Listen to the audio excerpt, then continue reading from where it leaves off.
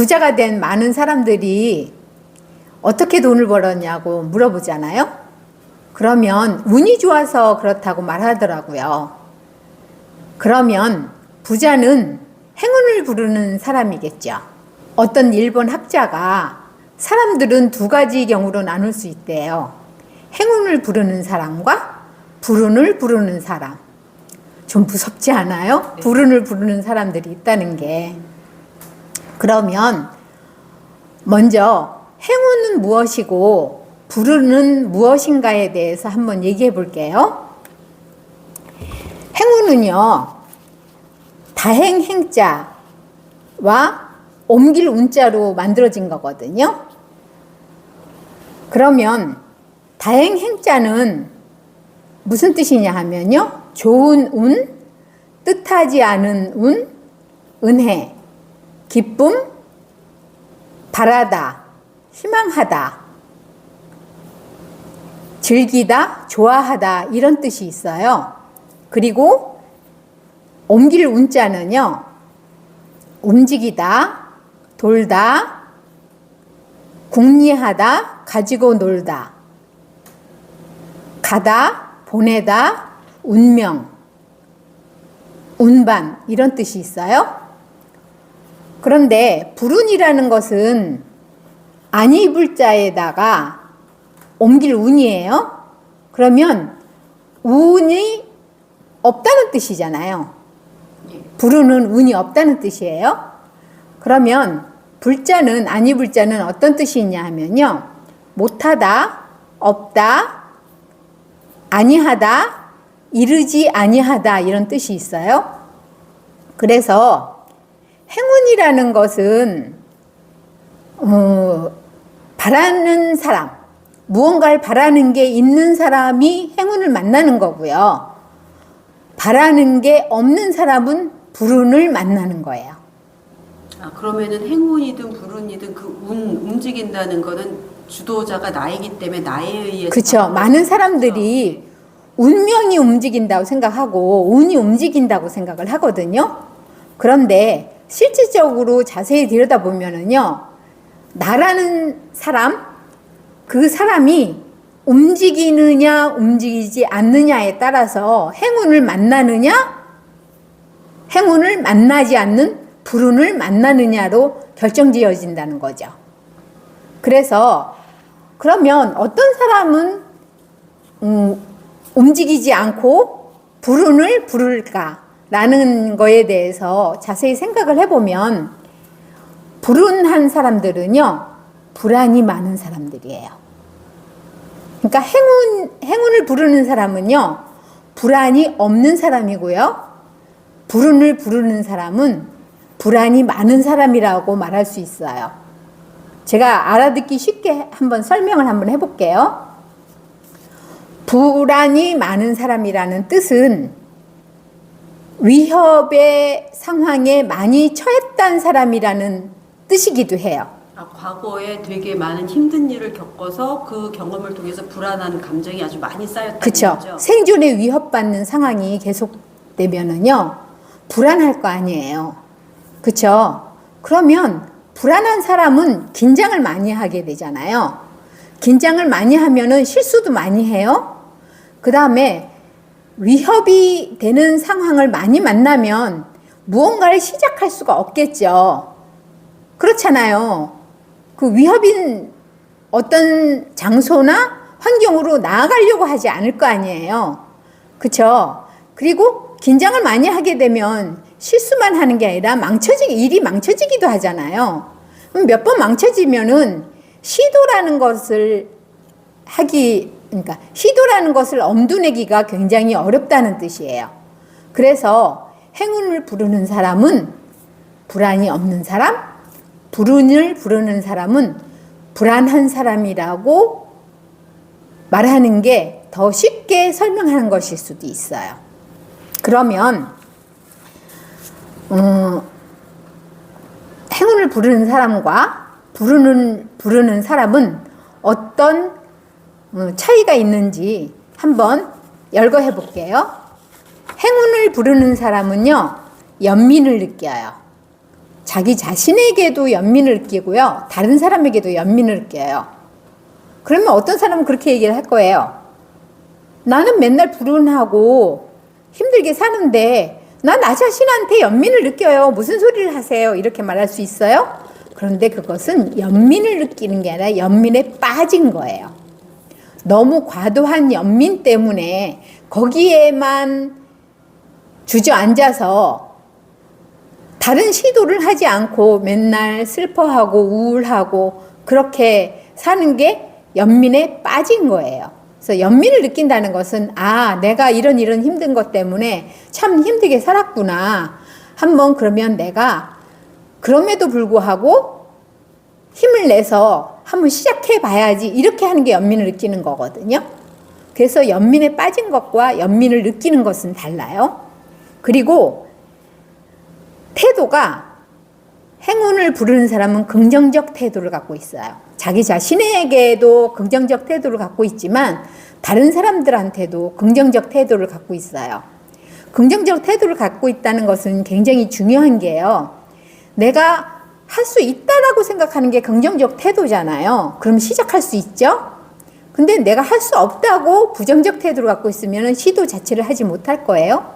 그리고 다른 사람이나 환경이나 상황에 대해서 부정적 태도를 갖고 있으면 절대로 시작할 수 없겠죠. 행운을 부르는 사람은요, 긍정적 태도를 갖고 있어요. 그리고 불운을 부르는 사람들은 부정적 태도를 갖게 돼요. 나 자신에게 긍정적 태도를 갖는다는 것은 내가 할 수 있다고 생각을 하는 거죠. 그러면 시작할 수 있잖아요. 그리고 열심히 할 수 있고 희망을 가질 수 있죠. 그리고 타인에 대해서 긍정적 태도를 갖는다는 것은요, 그 사람을 믿을 수 있고 그 사람과 함께 할 수 있고 그런 거잖아요. 상황에 대해서 부정적 태도를 갖는다는 것은요, 그 상황을 바꿔보려는 시도 자체를 할 수 없죠. 부정적인 생각을 하게 되니까요. 그리고 이 이야기는요, 가문장아기라는 이야기에 보면은 가문장아기의 그 셋째 딸인 가문장아기는요, 자기 자신에게 대해서 굉장히 긍정적 태도를 갖고 있어요. 그래서 부모님이 누구 덕에 네가 잘 사냐고 물어봤을 때 하느님과 부모님과 그리고 내 덕이라고 얘기를 했어요. 많은 사람들이 자신의 노력이나 자신이 수고라든가 그거에 대해서 굉장히 간과하고 있거든요. 그래서 자신에게 긍정적 태도를 갖는다는 것은 자기가 열심히 노력한 거에 대한 평가? 그것을 긍정적으로 가질 수 있다는 뜻이에요. 그리고 가문장 아기의 신랑이 되는 셋째 아들 마케는 총각인 세 번째 그 아들은요, 굉장히 다른 사람에게도 긍정적인 태도를 갖고 있어서 자기를 길러준 어머니에 대해서 자기가 좋은 것을 드려야 된다고 생각을 하고, 처음 만난 낯선 사람한테도 그 사람이 오는 동안 수고를 많이 했으니 좋은 걸 먹어야 된다고 생각을 해요. 그리고 그 마케는 총각의 큰 형과 둘째 형은요, 굉장히 부정적인 태도를 갖고 있어서 자기 엄마는 집에서 놀았으니 좋지 않은 걸 먹어도 된다고 말을 하고요. 손님도 그냥 낯선 사람이니까 내가 좋은 걸 줄 필요가 없다고 생각을 해요. 그러니까 많은 사람들이 그 불운을 부르는 많은 사람들이 마케는 그 총각의 큰 형이나 작은 형처럼 그렇게 행동을 하거든요. 그래서 그럼 그 큰 형과 작은 형은 그 타인에 대한 기대가 아예 거의 없다고 없는 거죠.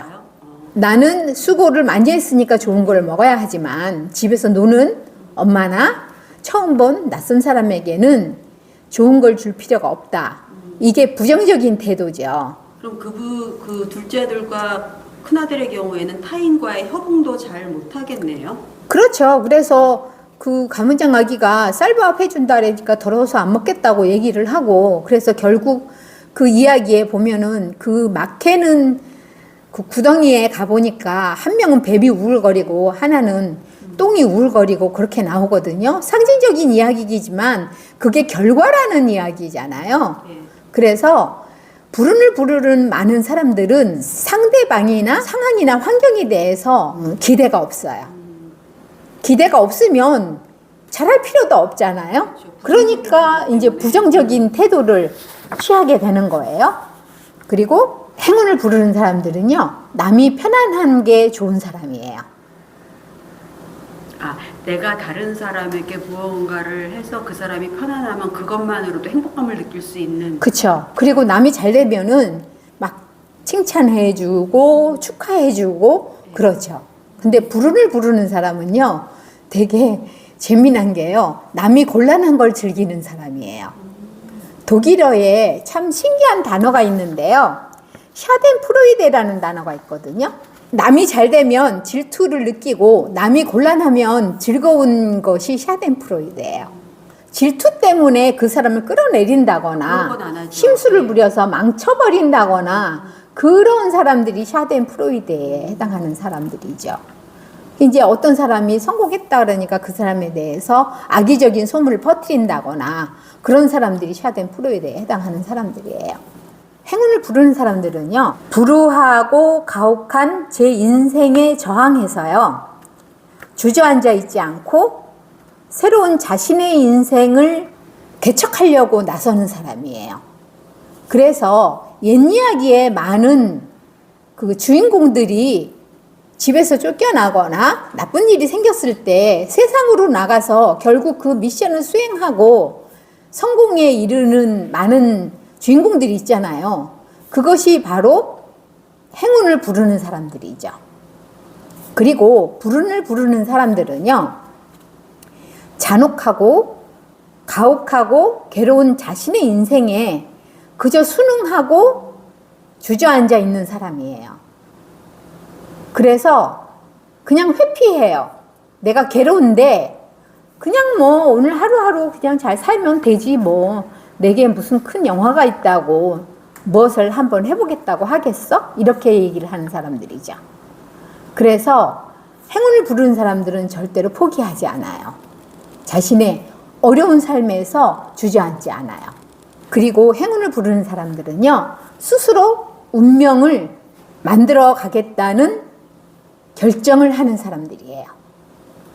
그럼 행운을 부르는 사람들은 그 끊임없이 계속 성장하는 그 자기 성장 서사를 가지고 있는 사람들이네요. 그쵸. 남들이 만약에 사주를 보러 갔는데 당신은 사주가 참 좋지 않아요. 그래서 힘들게 살겠군요. 라고 얘기를 하면 이런 사람들은 이렇게 얘기를 하죠. 그래? 한번 해보지 뭐. 누가 이기는지 한번 볼까?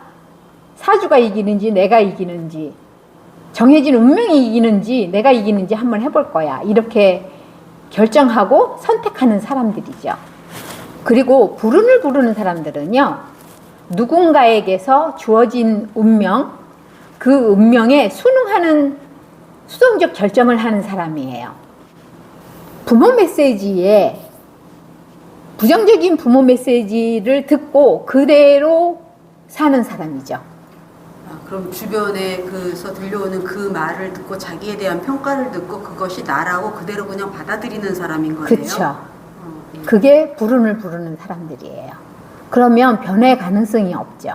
행운을 부르는 사람은요, 세상의 흐름에 관심이 많아요. 그래서 세상의 흐름이 바뀌잖아요. 그러면 그것에 대해서 대응할 수 있는 어떤 대책을 만들려고 해요. 그러면 대개의 경우 세상이 나빠질 때 큰 부자가 되는 사람들이 나타나거든요. 그렇죠. 빌게이츠 같은 사람들이요. 예. 전쟁이 있거나 그러면 부자가 되고, 어떤 한 산업이 망하면 새로운 산업에 떼돈을 버는 신흥 부자들이 나타나잖아요. 그것처럼 행운을 부르는 사람들은 늘 세상의 흐름에 관심을 많이 갖고 있어요. 그리고 불운을 부르는 사람들은요, 세상의 흐름에 대해서 관심이 없으니까 세상이 바뀌는 것을 알지 못해요. 그래서 자기가 큰 기회를 잡을 어떤 상황이 되었는데도 불구하고 아무것도 몰라서 그냥 그 기회를 놓치고 마는 사람이에요. 변화에 취약성이 있는 사람. 그 변화의 취약성이라는 거가요. 변화 자체를 싫어하는 것도 포함이 되나요? 아니면 변화가 되는 이상 보류하지 그러니까 않는 건가요? 불운을 부르는 사람은요, 불안한 사람이라고 네. 말씀드렸잖아요. 네.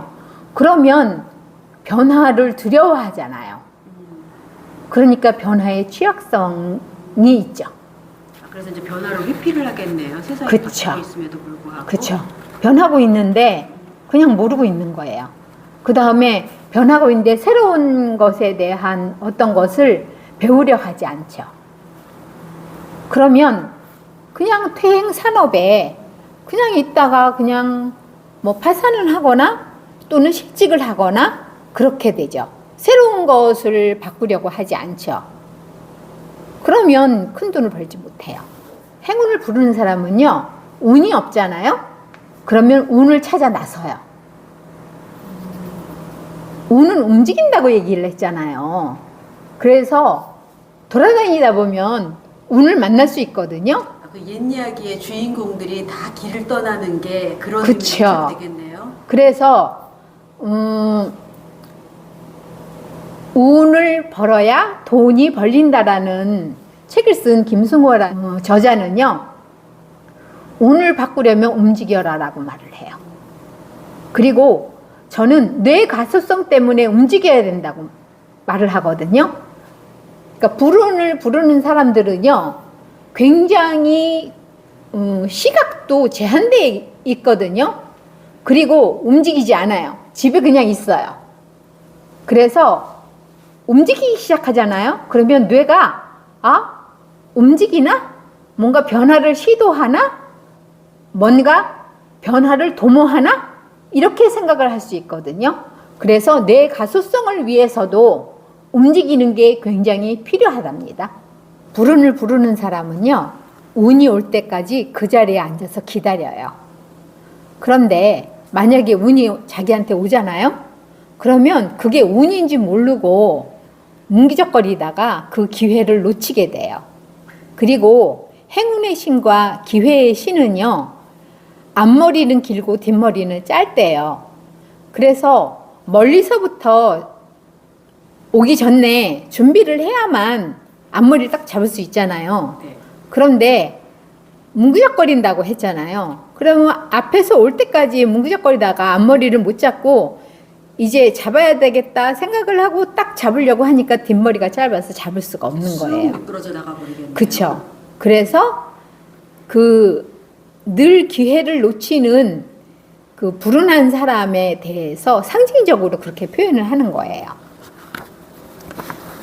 그리고 행운을 부르는 사람은요, 자기보다 능력이 뛰어나고 똑똑한 사람을 보면요, 시기하지 않고 배우려고 노력을 해요. 그러면 기회는 찬스인데요. 그쵸. 그리고 그 사람들을 인정해요. 그런데 불운을 부르는 사람들은요, 자기보다 능력이 뛰어난 사람을 인정하고 싶어 하지 않고 시기해요. 그리고 질투하고 끌어내리려고 해요. 그리고 그를 인정하지 않기 때문에 배우려 하지 않아요. 그래서 배울 수 있는 기회를 놓치게 돼요. 행운을 부르는 사람들은요, 자신이 행한 모든 일에서 교훈을 얻고 깨달아요. 그게 실수든 실패든 성공이든 늘 그것에서 무언가를 얻어내거든요. 그것이 실패라면 포기하지 않고 성공하기 위해서 노력하는 사람들이에요. 실패한 거에서도 배울 거는 많으니까요. 예. 그쵸. 그 방법대로 안 할 수 있는 어떤 하나의 경우의 수를 얻게 되는 거거든요. 그리고 불운을 부르는 사람들은요, 자신이 행한 성공한 일은 자랑만 하고 실패한 일은 수치감을 느끼고 자기 비난만 해요. 그리고 그 일에서 교훈을 얻는다든가 깨달음을 얻지 못해요. 늘 후회만 하고 자기 비하를 하게 되죠. 실패를 인정하지 않아요. 그리고 실패를 깨닫더라도 비난만 하고 실패를 거듭 반복하게 되죠. 교훈을 얻지 못하고 깨달음을 얻지 못하니까요. 그리고 실패를 반복하지 않으려는 어떤 시도를 하지 않아요. 그러니까 또 실패할까봐 시도를 아예 처음부터 안 할 수도 있겠네요. 그렇죠. 행운을 부르는 사람들은요, 객관적인 시각으로 볼 수 있는 사람들이에요. 객관적인 시각을 본다는 것은요, 남의 말을 듣는다는 뜻이에요. 남의 말을 들으면 객관적으로 볼 수 있잖아요. 그리고 남의 말에 귀를 기울여서 그것을 객관적인 판단에 도움으로써 사용해요. 그러니까 말을 그 주변 사람들의 평가라든가 피드백을 잘 가려서 들을 수 있는 그런 그렇죠. 사람이겠어요. 그러면 실패 확률을 줄이게 되거든요. 그런데 불운을 부르는 사람들은요, 주관적인 시각으로만 봐요. 그래서 남의 말을 듣지 않죠. 네가 뭘 안다고. 말만 듣고 듣기 싫은 말은 그쵸. 걸러내고요. 예. 그쵸. 그리고 자기 생각만 고집하고요. 남의 말에 전혀 귀를 기울이지 않아요. 그리고 늘 다른 사람들이 자신을 비난한다고 생각을 해요. 좋은 일이라고 생각하지 않아요. 행운을 부르는 사람의 상징적인 그 사람들은요, 많은 옛날 이야기에서 실패해서 길을 떠나는 사람들이에요. 그리고 불운을 부르는 상징적인 사람은요, 코 없는 할아버지와 입 큰 할머니라는 우리나라 옛날 이야기가 있거든요. 거기에 나오는 분이 불운을 부르는 대표적인 상징적 인물이에요. 코가 없다는 것은 콧대가 낮은 사람을 의미해요. 콧대가 높으면은 우월감이 있는 사람이고, 콧대가 낮은 사람은 자존감이 낮은 사람이에요. 자존감이 낮은 사람은요, 자기 확신이 없어요. 자기가 모른다고 생각을 하니까요. 그래서 자신의 의견보다 남의 의견에 늘 따라요. 아, 귀가 얇은 그쵸. 그런 사람들이네요. 귀가 얇은 사람이 바로 자존감이 낮은 사람이거든요. 그리고 남의 의견에 무조건 따르게 되면 이 사람 의견이 다르고 저 사람 의견이 다르잖아요. 네. 그러면 변덕스럽다는 말도 많이 듣게 돼요. 입 큰 할머니는요, 입은 먹는 데 사용하는 부분이잖아요. 그리고 말하는 데 사용하는 부분이기도 해요. 그래서 입이 크다는 것은요, 과거의 결핍 때문에 끊임없이 들어가도 욕구가 채워지지 않는 심리적인 허기를 가진 사람을 의미하고요. 또 자신이 인정받지 못했던 어떤 과거가 있잖아요. 그러면 인정받기 위해서 끊임없이 떠들어대요. 할아버지랑 할머니랑 엄청난 궁합인데요. 남의 말은 안 듣고요. 계속 떠들어대요. 심리적인 진단명에 강박적 수다라는 게 있거든요. 그래서 이런 사람들은 낯선 사람한테도 계속 떠들고 듣기 싫어해도 계속 떠들고 그런 사람이에요. 그러면 사람들이 싫어할 거 아니에요. 그러면 또 사람들이 날 비난한다 생각을 하게 되고 사람들이 또 두렵죠. 자신한테 눈치 주고 눈총 주고 비난하는 사람들을 그다지 만나고 싶지 않을 거 아니에요. 그런데 그 이야기에서 보면 잔치집에 가고 싶어 하잖아요. 결핍 때문에 가고는 싶은데 또 두려움 때문에 가기 싫은 양가 감정이라는 것을 갖게 되잖아요. 굉장히 힘들겠는데요. 그쵸? 그래서 계속 남편한테 가자 그랬다, 가지 말자 그랬다 그래요. 근데 또 할아버지는 가자 그러면 가자 그랬다, 가지 말자 그러면 또 가지 말자 그랬다, 둘이 그러잖아요. 이런 이중구속이라고 말을 해요. 양가 감정이 있는 사람들은 다른 사람한테 이 할머니처럼 이중구속할 확률이 굉장히 높아요. 이러니까 가자 그러면 그래? 그랬더니 이러니까 가지 말자. 이게 이중구속이거든요. 갈 수도 없고 가지 않을 수도 없잖아요. 그걸 이중구속이라고 말을 하죠. 그래서 불운을 부르는 사람들은요, 늘 이럴까 저럴까 그런 잡념 때문에 불면의 밤을 보낼 확률이 굉장히 높아요. 그러면 많은 에너지를 소진하게 되고요. 또 기운이 없어서 무기력해지고 번아웃이 쉽게 오고 우울증 오고 브레인 포그가 오고 그런 확률이 굉장히 높거든요. 그 뭐지 자기 스스로 결정 장애가 있다, 뭐 선택 장애가 있다라고 말하는 사람들이 있는데 그런 사람들이 불안한 사람들이잖아요. 네. 불안하면 불운을 부르는 사람이 되는 거죠. 선택은 남이 해줄 수 있는 게 아니에요. 내가 할 수 있는 거거든요. 불운을 부르는 사람들의 어떤 신체적인 특징이나 뭐 그런 것들이 있거든요. 불운을 부르는 사람들은 거부의 사인이 있어요. 사람들이나 상황이나 그거에 대해서 어떤 위협으로 느끼면 거부의 사인이 있을 거 아니에요. 늘 화난 표정이에요. 화났어? 그러면 나 화 안 났는데? 그러니까 늘 표정이 굳어있는 표정이죠. 아, 그럼 표정으로 다른 사람들의 접근을 미리 이렇게 뭐 그쵸, 차단하는 거예요. 그 다음에 말도 굉장히 거칠고 그래요. 차갑겠네요. 차갑게 말을 하는 사람도 있고요. 거칠게 말을, 욕이라든가 그게 거친 말이잖아요. 그런 사람들이 거부의 사인이에요. 그리고 몸짓도 거칠죠. 뭔가를 막 액션이 크다거나 그러면 사람들이 무섭잖아요. 예. 그러니까 그런 식의 사인이 거부의 사인이에요. 그리고 냄새가 나는 경우가 굉장히 많아요.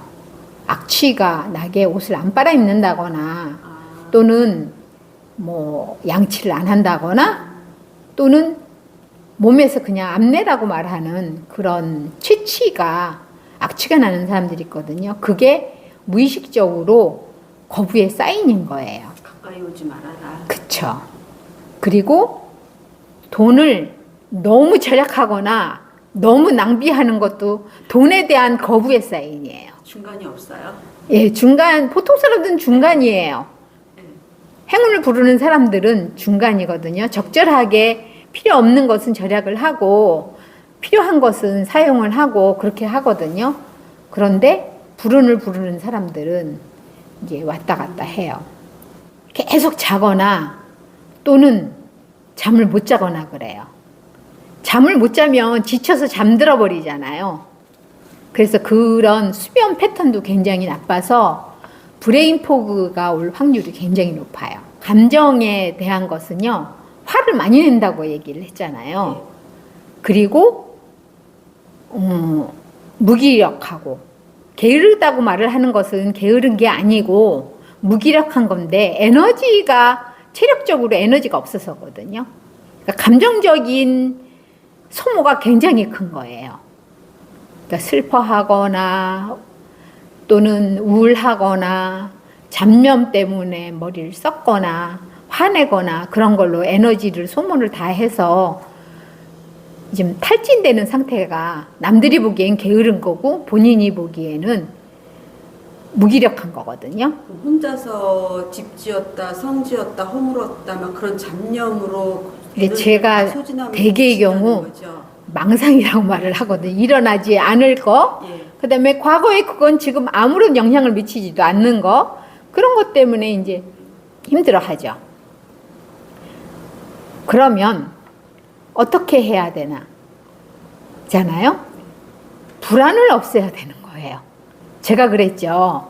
행운을 부르는 사람은 불안이 없는 사람이고, 불운을 부르는 사람은 불안한 사람이라고 얘기를 했잖아요. 많은 행운을 부르는 사람도 나쁜 일이 있었지만 그것을 딛고 일어선 사람이에요. 용기를 내는 사람은요, 무섭지 않은 사람이 아니랍니다. 무서워도 불구하고 그냥 용기를 내는 거거든요. 그래서 어떤 불안한 생각이 들면 자신에게 이렇게 말을 해야 돼요. 그것은 착각이야. 내가 생각하는 그런 나쁜 일은 일어나지 않아라고 말할 필요가 있어요. 자기 스스로에게 아니야. 그건 그쵸. 착각이야. 그런 일은 일어나지 않아. 그러고 그쵸. 얘기해줘야겠네요. 그리고 몸을 이완시킬 필요가 있거든요. 그래서 뭐 그 호흡이라는 게 있어요. 복식 호흡만 해도 굉장히 도움이 많이 돼요. 그 다음에 제가 이제 앞으로 뇌 가소성에 대해서 이제 얘기를 좀 많이 할 거거든요. 뇌가 굉장히 많이 지쳐 있을 거 아니에요. 뇌를 바꾸는 어떤 작업 같은 것들을 해야 돼요. 뭐 옛 이야기를 읽는다거나 귀한 소설을 읽는다거나 그러면 뇌가 바뀌는 어떤 역할을 하기도 한대요. 많은 사람들이요, 암이 가장 무서운 병이라고 생각을 하잖아요. 근데 암보다 나이 먹은 사람들이 더 무서워하는 게 치매래요. 그 신경학자가 그렇게 말씀을 하시더라고요. 자신은 암인 줄 알았대요. 그런데 많은 노인들이 정말 무서워하는 게 치매였다고 말씀을 하시더라고요.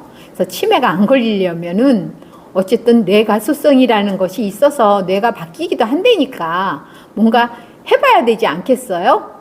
그리고 우울하고 무기력한 삶을 지속한다는 것은 너무 불행한 삶이고 내 자신이 너무 불쌍한 거잖아요.